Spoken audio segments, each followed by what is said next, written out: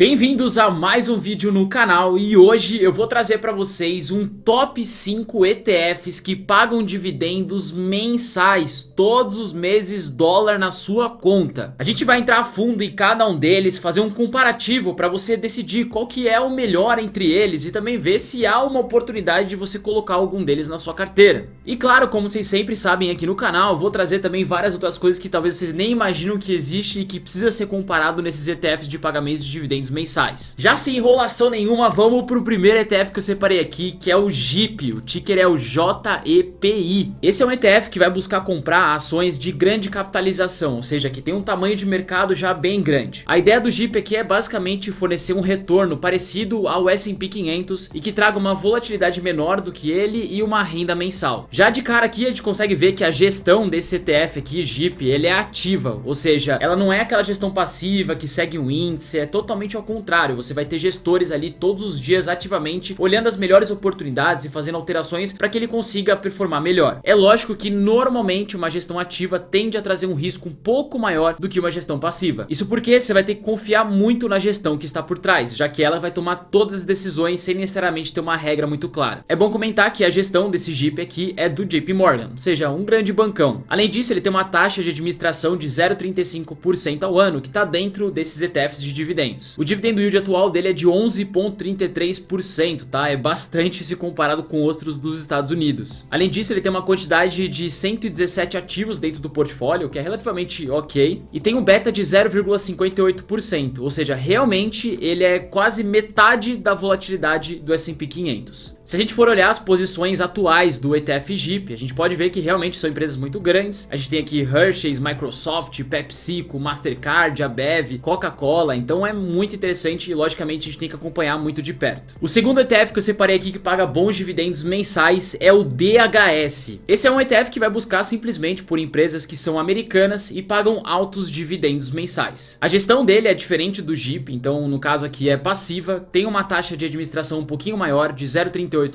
atualmente um dividendo yield de 4,34% e 392 ativos dentro dele, ou seja, é bastante ação ali interna que tem distribuída. O beta do DHS é um pouquinho maior do que o JIP, 0,95, ou seja, muito parecido com a volatilidade do S&P 500. Se a gente for olhar as posições aqui que o DHS ele tem hoje, a gente pode observar que de certa forma também são bons ativos, ativos mais consolidados e grandes, mas que de certa forma alguns também arriscados. A gente tem o caso da Altria e da AT&T também, que é um risquinho um pouquinho maior, mas outras como a Bev, Chevron, ExxonMobil que são também muito boas. O terceiro ETF que eu separei aqui para vocês, que paga dividendos obviamente mensais, é o PFF. Esse ETF ele vai buscar ações no mercado da NYSE e Nasdaq no mercado americano e que são preferenciais, ou seja, que visam um maior pagamento de dividendos. Esse ETF ele tem gestão passiva, ele vai seguir um índice ali em específico, tem uma taxa de administração de 0,45% ao ano, um dividendo yield de 6,4%, que é bem interessante, e 480 ativos dentro dele, são quase 500 aí, é bastante coisa. Já em relação ao beta é muito parecido com o DHS, né? A volatilidade de 0,94 ali em relação ao S&P 500, então é muito parecido ali com o mercado. Se a gente for olhar os ativos aqui que compõem o PFF, esse ETF que eu acabei de citar para vocês, a gente consegue ver que tem o Wells Fargo, Citigroup,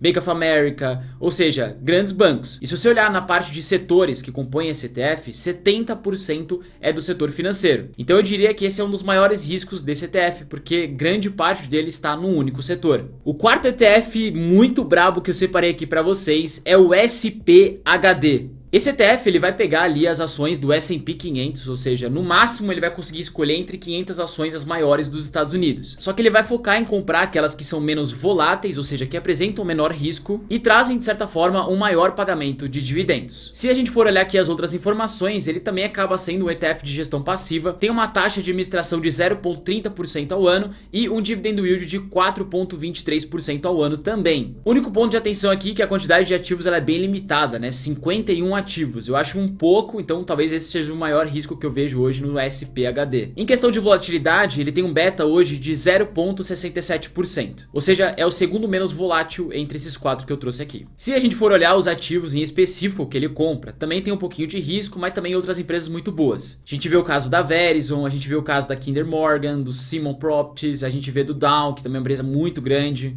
Então acaba sendo um ETF bem interessante para vocês estudarem também. Agora, já entrando no nosso quinto ETF, ETF, antes de eu falar ele em específico, saibam que daqui a pouquinho vocês vão ver uma comparação que eu vou fazer entre todos esses ETFs citados. Ficou muito massa, eu duvido que vocês viram algo parecido. O quinto ETF então é o DGRW, que também obviamente paga dividendos mensais. A ideia desse ETF é um pouquinho diferente, porque basicamente ela vai focar em ações ordinárias americanas de grande e média capitalização, com características de crescimento. Ou seja, esse é um ETF que paga dividendos mensais, mas tem uma característica de colocar ativos dentro do seu portfólio que tem um potencial de valorização. Então, em questão de dividend yield não vai ser tão elevado, mas é um ETF que tende a ter um crescimento com um pagamento recorrente. Como vocês podem ver aqui, ele também é gestão passiva, tem uma taxa de administração de 0,28%, ou seja, é a menor de todos esses que eu trouxe aqui para vocês. Tem um dividend yield atual também de 2,02%, lembrando, ele é o ETF que foca mais em crescimento, e tem atualmente aí quase 300 ativos dentro do seu portfólio. Se a gente olhar aqui o beta, ele é de 0,76%, ficando aí em terceiro lugar como o maior volátil entre esses 5 que eu trouxe. Se a gente for olhar os ativos em específico que compõem esse ETF DGRW, a gente consegue ver aqui que as posições são bem interessantes. A gente tem Microsoft, Apple, Johnson & Johnson, P&G, Broadcom, Coca-Cola, então só empresa bem nomeada e gigante no mercado. Antes de a gente ir para aquele comparativo que eu quero mostrar para vocês, eu só quero falar de um ETF que muita gente pede para eu comentar sobre, que é o SDIV, que também paga dividendos mensais, é muito conhecido por ter um dividend yield até bem elevado, nas casas aí dos 11% também ao ano. Mas qual que é o problema em específico dele que faz eu nem colocar nessa lista de top ETFs de pagamento de dividendos mensais? O primeiro problema desse ETF em específico, o SDIV, é que desde o seu início na bolsa de valores até o momento atual, ele entregou uma rentabilidade negativa de menos 24%, considerando os pagamentos dos dividendos nesse período. Ou seja, é um ETF que você compra, perde dinheiro com ele, mesmo achando que tá ganhando, né, com os dividendos, 11% ao ano, mas você tá perdendo patrimônio todos os meses. Então, só por isso aqui já não valeria a pena. Além disso, o SDIV, ele faz uma composição de ativos bem arriscados, pegando alguns aqui de Hong Kong, da China,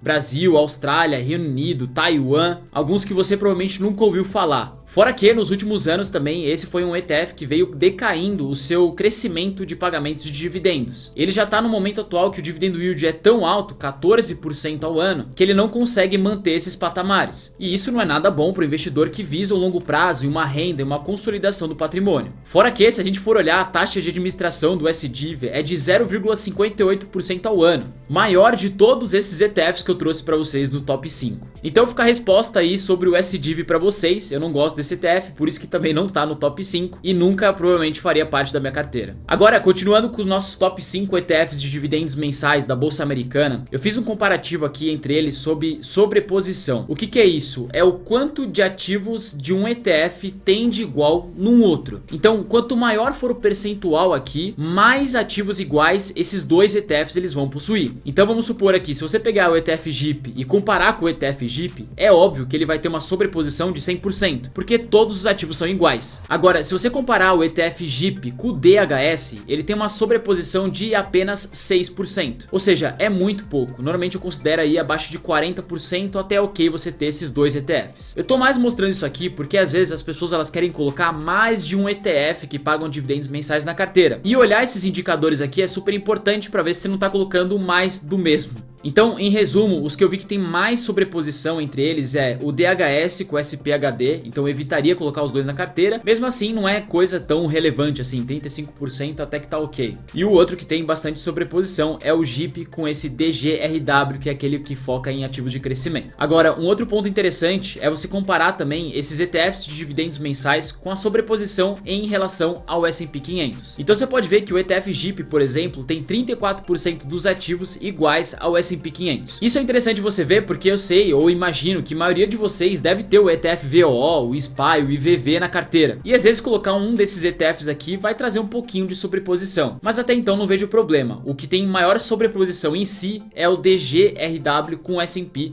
que tem quase 50% dos ativos iguais. Aí, nesse caso, o DGRW não valeria a pena se você já tem o VO e o IVV na carteira. É lógico, independente, você pode colocar os dois, mas saiba que 50% dos ativos serão iguais. Você pode dar uma pausada no vídeo a hora que você quiser para dar uma olhadinha mais completa nessa tabela. Bom, e pra gente finalizar aqui essa comparação de ETFs que pagam bons dividendos mensais, eu trouxe aqui um comparativo de rentabilidade entre eles, considerando, né, a valorização do ativo mais o reinvestimento desses dividendos pagos ao longo do período. período. A primeira coisa que eu queria mostrar pra vocês aqui nessa comparativa de rentabilidade, na verdade é que o DHS, ele é o ETF desses 5 que eu trouxe, né, obviamente, que tá mais tempo na bolsa entre eles. E o que tá menos tempo, é o mais recente, vamos dizer assim, é o JIP, né, que começou ali no comecinho de 2020. Se a gente pegar a rentabilidade em 2023, o DGRW tá levando aí com mais de 5% e o JIP com 4%. Se a gente pegar nos últimos 3 anos, DGRW também tá valorizando bastante, JIP, DHS e SPHD. Nos últimos 10 anos, DGRW também valorizando um pouco mais, lembrando que ele foca em ativos de crescimento. A gente tem o SPHD em segundo, o DHS com 105%, o JIP com 44%. E se a gente pegar o máximo de rentabilidade que esses ETFs trouxeram desde seu início na bolsa, a gente vê que o DGRW trouxe mais de 200% de valorização reinvestindo os dividendos, DHS quase 200%, SPHD 140%, o PFF 64% e o JIP até o momento mais de 44% de valorização com os dividendos. Bom, acredito que com todas essas informações aqui você já consiga tomar uma decisão melhor de qual ETF de dividendos talvez você possa colocar na sua carteira. E se você gostou desse tipo de vídeo, não se esqueça de deixar a curtida aqui embaixo. Ajuda a gente bastante a entender se esse tipo de vídeo é interessante pra vocês ou não. A gente se vê no próximo. Valeu, até mais!